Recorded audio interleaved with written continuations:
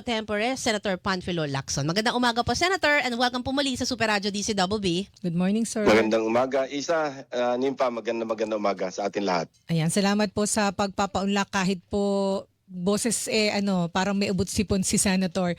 Opo. Senator, ito po, kaagad-agad yung tungkol po sa investigasyon ninyo sa mga maanumalyang flood control projects. May mga nagtatanong po, bakit ho walang hearing nitong nakarang isang linggo at canceled ito pong supposedly ay nakaschedule po na hearing sa Wednesday, sir? Okay, nung Friday, tumawag kasi nag-text si Senator J.V. Ejercito, no? Nakikiusap siya kung pwedeng matawag sa pagdinig yung Regional Director ng 4B na may Meropa, Pakanan. So sabi ko, sige, mag-schedule tayo. Kaya lang, chinek ko na rin para ma-maximize yung diskusyon. Chinek ko na rin yung opisina ng Executive Judge ng Manila kasi nagsasagawa ng investigation. Katunayan, pinadala ko yung mga specimen signature ni Atty. Espera. Kasi sumulat siya sa Blue Ribbon. So meron kaming standard signature niya. At kailangan niya para ipabusisi sa NBI, no, sa handwriting expert. Nasa gano'n, malaman kung sino sa kanila ni Gutesa nagsasabi ng totoo. At the same time, pinatawagan ko yung DOJ kung totoo bang merong tell-all affidavit yung mga diskaya. Pareho ang tugon, hindi available, at yung sa executive judge, pinadala sa NBI pa yung specimen signatures ni Atty. Espera, kaya mga kulang daw isang linggo bago lumabas yung resulta.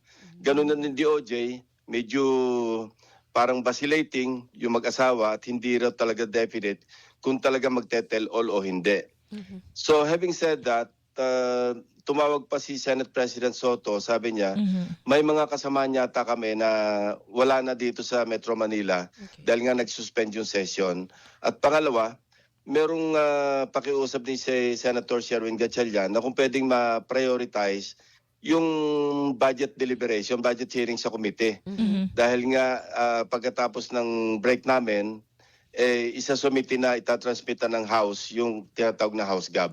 Opo. So may conflict pa rin sa Commission on Appointments kasi meron kaming pagdinig sa Wednesday. So yun ang mga sabi ko, sige, i-postpone na lang muna natin, cancel na muna natin. Tingnan natin kailan magluluwag at doon tayo tumawag ng pagdinig. So ang status po ngayon ay suspended, sir, ang investigasyon ng Blue Ribbon Committee. Suspended pa rin kasi suspended naman yun nung nakaraang pagdinig eh. So nananatiling suspended until further notice kasi hindi natin alam kung kailan magkakaroon ng puwang para sa susunod na pagdinig. Katunayan, nakaready na nga yung subject to my approval, yung guest list, no? Tentative. Kasama doon si dating Speaker Romualdez na ang usapan namin ni Senate President, sa halip na imbitahin diretso, ipapadala yung request kay Speaker Faustino the Fifth at yung kay dating Congressman Saldico, ipapadala yung invitation sa kanyang bahay.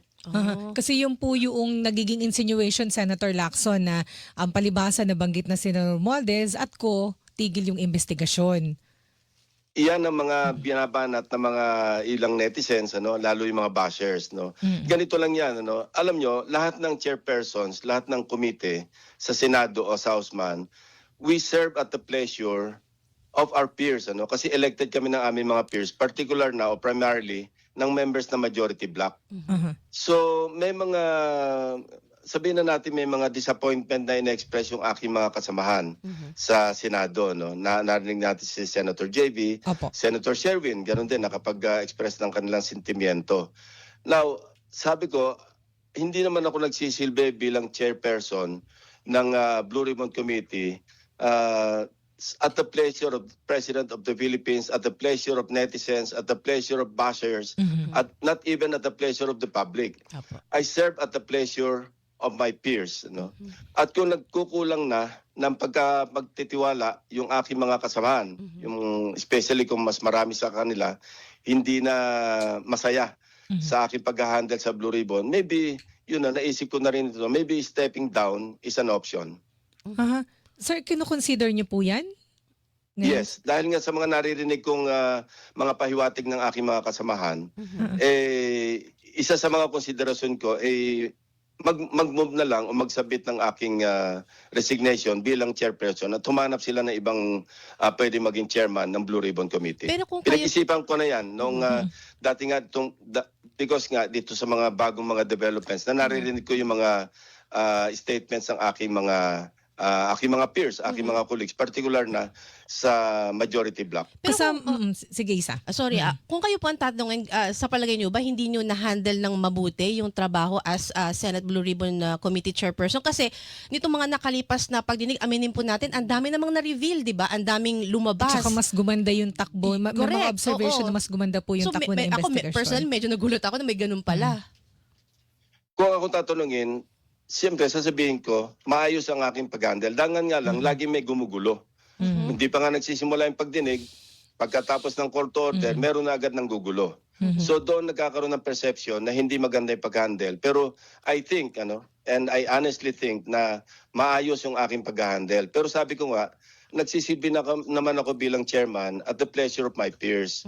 Kung wala silang tiwala sa akin, kung mayroon sa kanila walang tiwala, then hindi naman ako ganun kamanhid para hindi ko maramdaman yon dahil nga nakapag-express na sila ng disappointment. Opo. At kung ang dahilan dahil meron nasa sangkot, meron mga pangalan ng aking mga colleagues na nababanggit. Sabihin na natin, dating Senate President Escudero, si Senator Estrada, Senator Villanueva. Ang tingin nila, bakit ang pinupuntirya, rightly or wrongly, at sasabihin ko, false yung narrative na nasusundan na pinupuntirya ko lang yung aking mga kasamahan at iniiwas ko doon sa sinasabing mismo mga arkitekto ng lahat ng ito na sina dating Speaker Romualdez at dating Congressman Saldico. Well, I'm telling you, that's a false narrative. Pero kung ang pananaw ng aking mga kasamahan sa mayorya, gano'n na nga ang tinutumbok na direksyon ng Blue Ribbon Committee hearings, sino naman ako para mag-insist na mag-chair pa ng committee? Opo, pero nakausap niyo na po si Senate President Soto regarding po dyan sa usapin na yan? Hindi pa. Nagka-craft ako actually ng letter papunta sa kanya pero ito kailangang i-manifest sa floor. So magpe-plenary session naman kami bago matapos yung ito bago mag-recess. So palagay ko doon ko dapat ihayag ito. Pero yun nga, dahil nga sa aking pananaw, dahil nga sa aking mga naririnig na mga pahiwatig na aking mga kasama, hindi naman ako ganong kamanhid o hindi rin ako ganong kasidi ang kagustuhan na maging chairman ng Blue Ribbon Committee. Maybe sa kanilang pananaw, merong mas magandang pwede mag-handle, di iwanan ko sa kanila yon. Senator, ito po, total nabanggit po ninyo yan. Si Senator Chis Escudero po, noong tumayo sa plenary nung nakaraang linggo, sabi niya, ito pong takbo ng investigasyon ay batay sa script ni Congressman Romualdez. Oo. Kasi mga senador ang tinitira sila na mga nagboto against the impeachment ng Vice President at yung basically script daw po ito ni Congressman Romualdez. Kayo po yung namumuno doon sa investigasyon ng Blue Ribbon Committee. So ano po ang inyong tugon dito, sir? Yun ang nga yung sinasabi ko, false narrative yon. Pero mukhang yun ang pumasok na rin sa isipan ng iba kong mga kasamahan sa mayorya. So rightly or wrongly, kung gano'n ang kanilang pananaw, wala rin ako magagawa. Hindi naman natin madidiktahan kung ano yung perception na sinusundan nila. Sir, kasama din po ba sa inyong consideration sa pag-iisip ninyo na magbitiw bilang chairman ng Blue Ribbon Committee yung sinabi ni Senator J.V. Ejercito na hinanakit po ng ilang mga senador sa majority block, nasa 4 or 5 daw po sila na nagbalak umalis sa majority block dahil dun sa nabanggit po ninyo na may 100 billion pesos na insertion sa 2025 national budget at lahat halos ng mga senador ay nagpasok. Ang kinasasama po ng loob ay parang you are burning the house down daw, parang burning the house down, nalilingatan na ang tunay na pinag-ugatan ng problema ay Kamara. Parang napupunta po sa Senate ang focus. Actually, nag-usap kami ni Senator JB at sinabi niya na yung kanyang pahayag na yon nangyari bago kami mag-caucus, yung majority caucus, na kung saan pinuluanag ko naman sa kanila kung ano yung overarching reason kung bakit ko binanggit yon. Hindi para patungkulan, hindi para ibagsak yung aking mga kasamahan, kundi para magising lang kami sa katotohanan na galit na talaga rin yung mga tao at magunos dili na kami doon sa napakalalaking mga insertions. Ano? Hindi ko naman sinabing yung insertion illegal or improper. Mhm. Kasi ang insertion amendments yan, piniliwanag na rin yan ni Senate President Soto doon sa kanyang manifestation Mhm. nung after nung aming majority caucus. At ganoon din naman ang aking pahayag.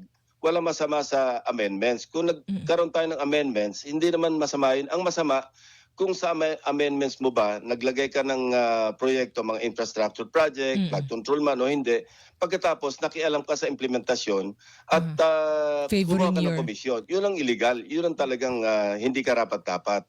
Pero lahat kami nag-i-introduce ng amendment. Ako nga, sinabi ko rin sa kanila, write-off, ano? Mhm. Yung meron na nga akong amendment na i-introduce sa 2026 budget kasi napuna ko yung budget ng AMLAC, ano?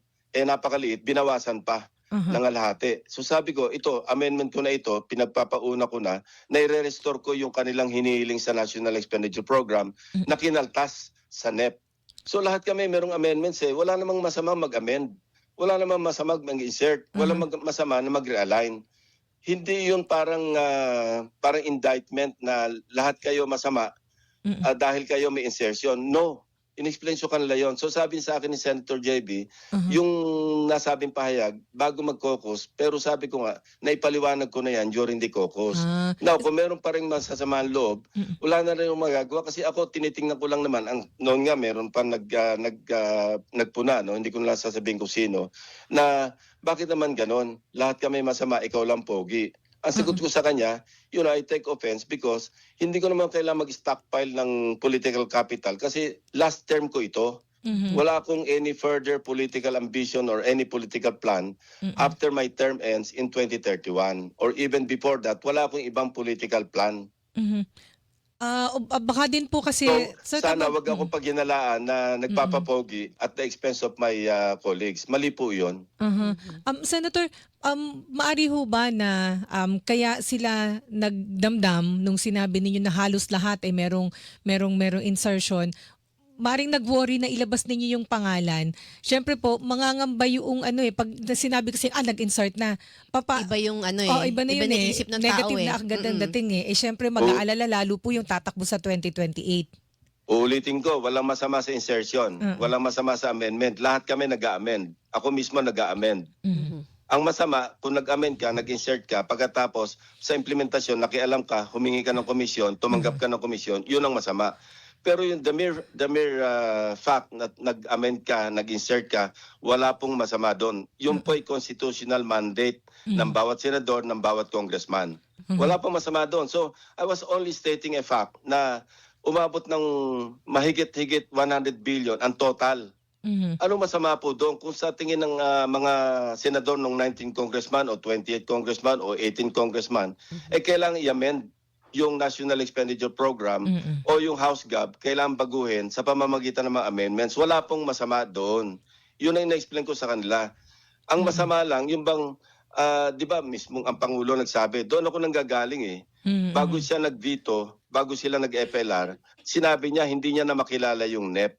At pati yung ibang regular budget nalipat sa unprogrammed appropriations.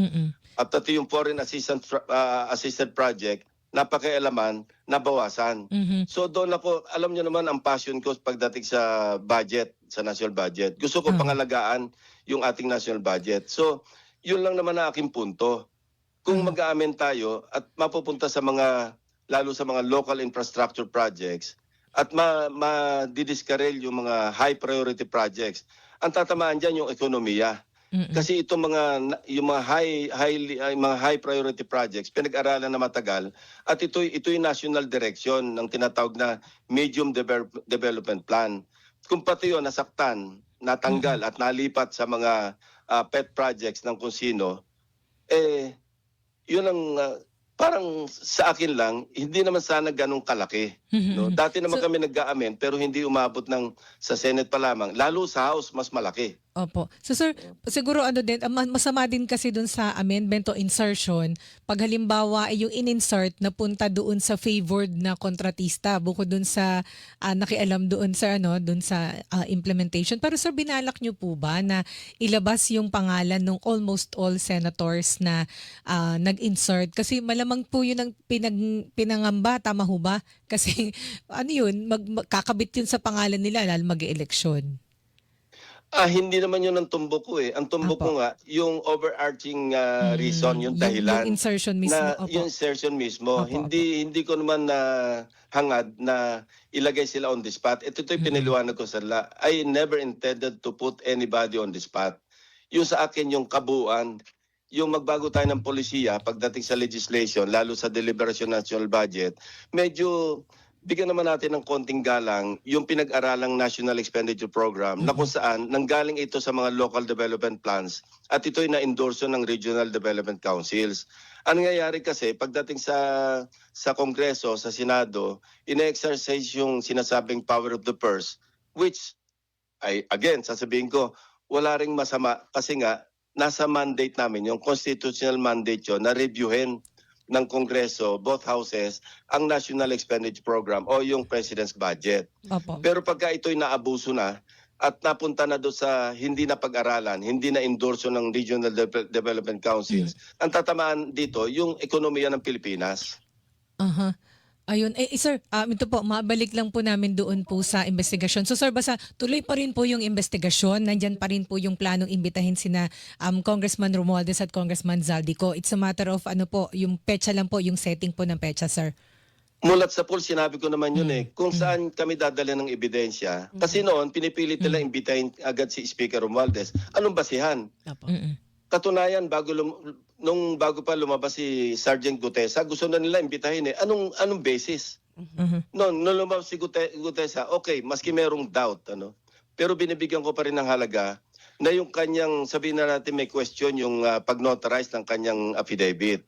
Pero sinumpaang salaysay niya pa rin yun sa harap ng Blue Ribbon Committee. Opo.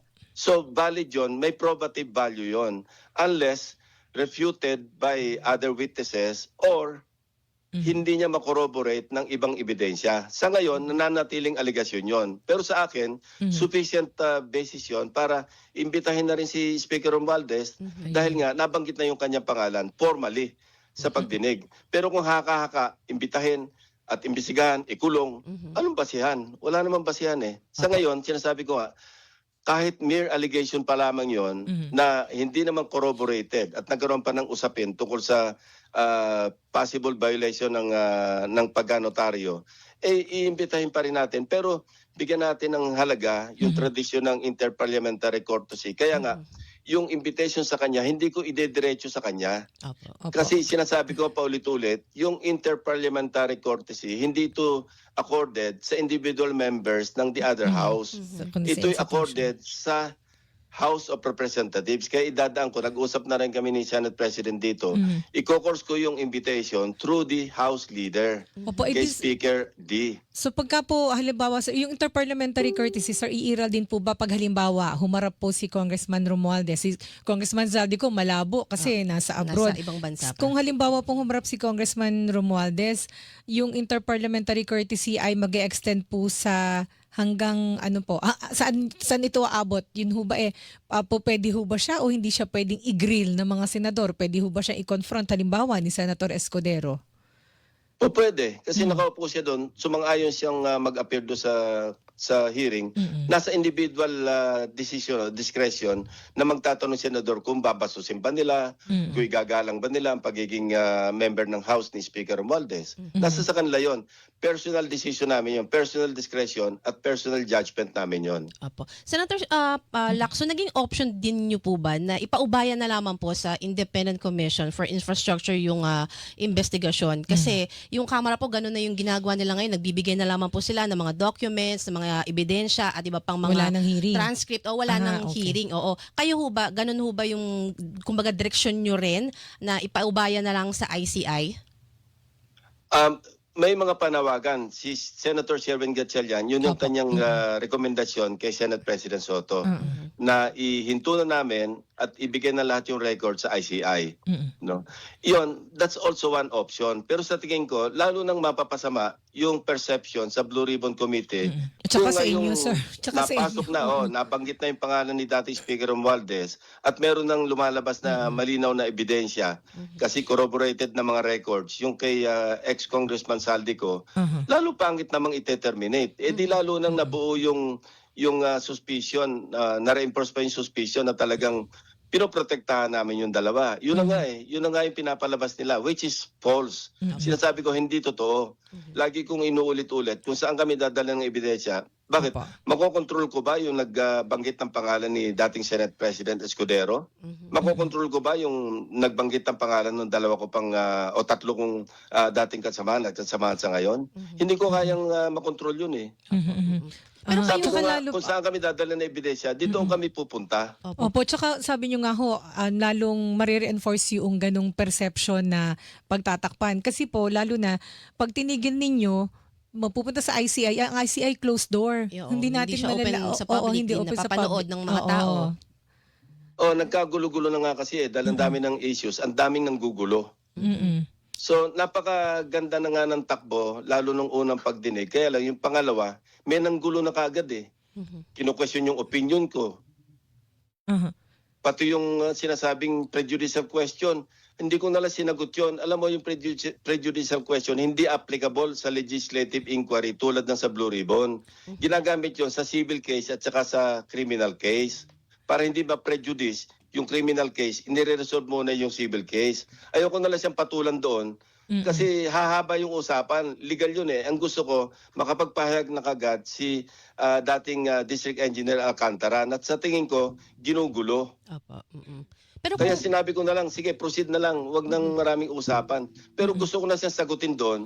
Mali ka doon. Abogado ka. Dapat alam mo na yung prejudicial question, ina-apply lang yan sa civil case at saka sa criminal case. yeah. Pero kung kayo Sige. po, Senator Lacson, yung tarang, hindi ho ba kayo nabibitin? Kasi suspended until further notice itong investigation, yung mga nakalipas po ninyo mga pagdinig, marami na talagang lumalabas eh. May mga testigo rin po or resource person na nadadagdag patungkol po sa issue ng flood control project. Kung maghihintay pa po ng matagal, baka mabitin din yung ating mga kababayan. Yun nga, sinasabi ko nga, nag-conflict nga sa natapat sa budget deliberation. May pakiusap nga rin si Senator Gatchalian kung pwedeng ma-prioritize naman yung budget hearings. Kasi ako nga, Critical hindi din na nga yun. ako halos nakaka-attend ng budget deliberation eh. Mm-mm. Dahil nga, hindi lang naman sa pagdinig ang trabaho eh. Bago magkaroon ng hearing, siyempre magpiprepare ka. Aha. Ayun. At saka, sir, alam ko ayaw nyo hong patulan si Senator Rodante Marcoleta Marcoleta. na parang palaging, binabantayan yung interview sa inyo. Oo nga eh, parang, alam mo, ewan ko ba, parang stalker eh. Lahat ng pati yung mga pinopost ko sa ex, binabanggit niya sa privilege speech. Tapos sasabihin niya, mahilig daw magpasaring. Eh, katakot-takot na pasaring nga yung ginawa niya eh. Aha, aha. Pero sir, hindi kayo magiging komportable kung sa kanya mabalik yung Blue Ribbon Committee. Malabo yun, Well, sir. Kasi kung nasa siya yung minority. elect ng majority ng mga senador, di sa kanya mapunta. Wala ano magagawa ko doon. Kung sakaling ituloy ko yung aking intensyon, sa ngayon intensyon yon, kinoconsider ko talaga yon. Katunayan, nagka-craft na nga ako ng sulat papunta kay Senate President Soto. Just in case na talaga yun ang maging decision ko, wala rin naman makakapigil sa akin. Opo. Pero kung maibabalik Kasi po wala naman akong mapapala dito. Ano bang mapapala ko? Sinabi ko na nga, last hura ko na ito. Yes po. Wala naman akong planong, alam mo, hindi naman sa pagbubot ng sariling bangko. Para sa bayan na nga lang ito. Parang ito na lang yung balik utang na loob ko sa pagkatagal-tagal ko ring na ginugol na panahon na bilang public servant. At alam mo, pwede na ako mag-count ng blessings, ika nga, in spite of so many brickbats, mga diatribes, kung ano ng mga basing na nakukuha ko. Pero sige lang, hindi naman ako na-distract doon. Pero pagka yung mga colleagues ko na ang nagpapahayag na hindi na sila happy o kaya disappointed sila, ibang usapan yon. Kasi nga, sila yung nag-elect sa akin. Opo. At sila nag-elect ng lahat ng chairpersons ng lahat ng komite. So sir, pag wala silang, pag majority sa kanila, wala nang tiwala, what is